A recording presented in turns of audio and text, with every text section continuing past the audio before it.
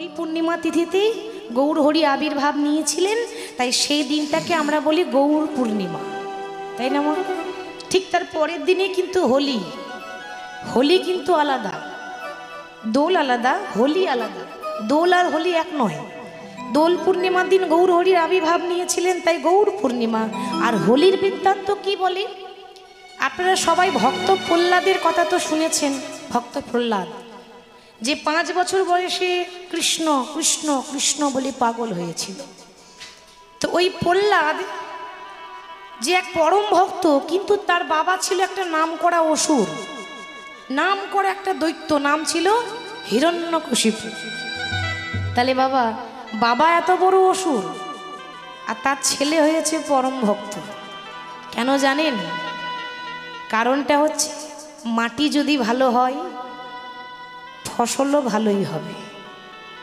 বাবা যেমন হবে হোক, মাটি ভালো হতে হবে। মাটি মানে এই মাটি নয়, মাটি।